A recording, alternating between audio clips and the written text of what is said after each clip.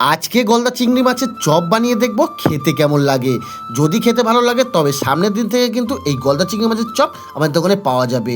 গলদা চিংড়ির চপটা খেতে কেমন লাগলো সেটা জানতে ভিডিওটা শেষ অবধি দেখতে থাকো। সকাল সকাল কিন্তু আমি বাজারে চলে গেছিলাম মাছ কিনতে।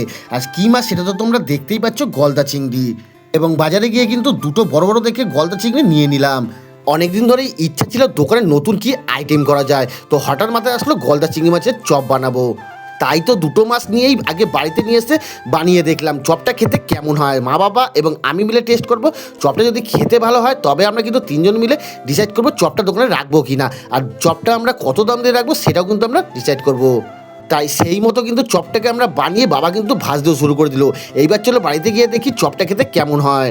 তার আগে তোমরা বলো তো, তোমরা কে কে চিংড়ি মাছ খেতে পছন্দ করো, আর কে কে তোমাদের চিংড়িতে অ্যালার্জি আছে, তো প্লিজ কমেন্টে জানিও কিন্তু।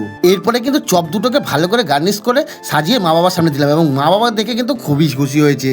এবং মা কিন্তু ওখান থেকে একটা চপ নিয়ে কামড় দিয়ে দেখলো, এবং মায়ের মুখের রিয়াকশন দেখে বুঝতেই পারছো চপটা কেমন হয়েছে। কিন্তু দুঃখের বিষয় একটাই, বাবা যেহেতু চিংড়ি মাছে অ্যালার্জি, তাই কিন্তু বাবা কিন্তু এই চিংড়ির চপটা খেতে পারলো না। এরপরে আমি যখন এক কামড় দিলাম তখন কিন্তু নিজেকে বিশ্বাস করতে পারছি না যে একটা চপ এত সুন্দর টেস্ট হতে পারে, তাও আবার আমার নিজের হাতে বানানো।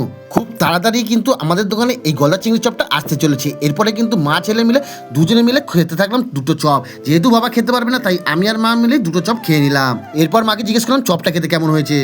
কি ভালো লাগছে? দারুন। 10-এর মধ্যে কত দেবা? 8। বাবা তো খেতে পারবে না যেহেতু চিংড়ি মাছ অ্যালার্জি আছে। একটা চপ বানাতে কিন্তু আমাদের 70 টাকা খরচা হয়েছে। এইবার আমরা চপটা কত টাকাতে বেচতে পারি তোমরা প্লিজ কমেন্টে জানিও বন্ধুরা।